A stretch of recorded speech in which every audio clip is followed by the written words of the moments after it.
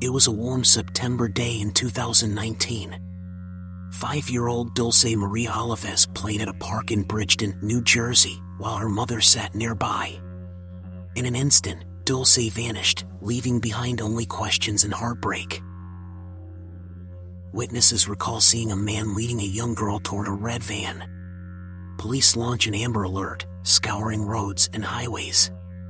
The town rallies, distributing flyers and holding candlelight vigils. But the leads quickly dry up. Dulce's mother, hounded by public scrutiny, pleads for her daughter's return. Rumors spread, some accusing the family, others pointing to a stranger's abduction. But no solid suspect emerges from the swirling theories. Local police, the FBI, and volunteers search fields, lakes, and neighboring states. Every tip is pursued, every rumor explored. For a while, Dulce's face is everywhere, on highway billboards, social media, and national news. Time passes. The story recedes from front-page headlines, but for Dulce's family, the horror never fades. They wonder if she's alive, scared, somewhere far away, or if a far darker fate befell her. Surveillance footage from nearby cameras reveals little. The identity of the alleged male suspect remains unknown. The park, once a place of carefree fun, becomes a symbol of lurking danger. The community, once hopeful, becomes weary. Cases of missing children often hinge on the first 48 hours, yet weeks and months slip by. The only constant is heartbreak and unresolved fear. Her mother tearfully begs the public not to forget Dulce's name, not to let the story become just another cold case.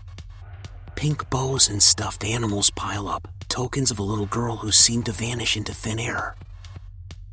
Could she be in another state, taken by someone who planned meticulously? Or was it a crime of opportunity under the bright sun of a public park? Dulce's fate hangs in the balance of time. Until a break in the case emerges, her mother's pleas echo, "Bring my daughter home." Her whereabouts remain a chilling mystery. Disappearance of Jason Landry. December 13th, 2020. Jason Landry, a 21-year-old Texas State University student, begins the drive home for Christmas break. But he never arrived. His car is found wrecked on a dirt road near Luling, Texas, engine running, lights on, and personal items, phone, wallet, clothes, strewn about. It's as though he vanished mid-step, leaving confusion in his wake. Police retrace Jason's last digital footprints. His phone's location pings show he took a mysterious detour. Was he disoriented, trying to avoid traffic, or simply lost? No one knows. Search teams converge on the area. Helicopters, dogs, volunteers, everyone combing the dusty roads and fields. A single backpack with Jason's belongings is found, but no trace of him.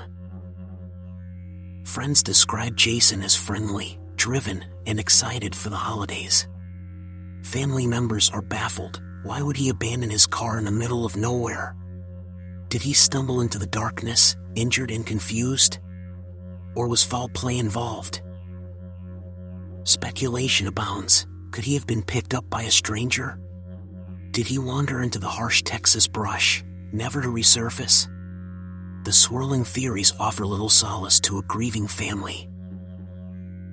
Days turn into weeks, weeks become months. Each new search attempt ends the same way, empty-handed. The haunting emptiness of the night swallows every lead. Jason's parents share pictures of him wearing a bright smile, urging the public to keep looking. They won't give up hope, even as law enforcement finds no evidence of wrongdoing. The desert roads carry a heavy silence, as if holding on to secrets. No footprints, no sightings, just the scattered belongings left behind like breadcrumbs to nowhere. Where did Jason Landry go in those quiet midnight hours? Until that puzzle piece fits, his disappearance remains a phantom on a barren Texas highway. Unsolved. Unanswered. In June 2021, 24-year-old geologist Daniel Robinson left his work site in Buckeye, Arizona, and simply never returned. A coworker recalls him acting oddly just before he drove off, heading into the unforgiving desert. His Jeep is later found flipped on its side in a ravine, airbags deployed, personal belongings scattered around. Yet there's no sign of Daniel, and no obvious explanation for why he went off-road.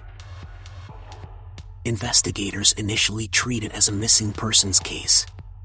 But as the days pass with no clues, his father travels from across the country to spearhead the search, refusing to let the desert swallow his son's story.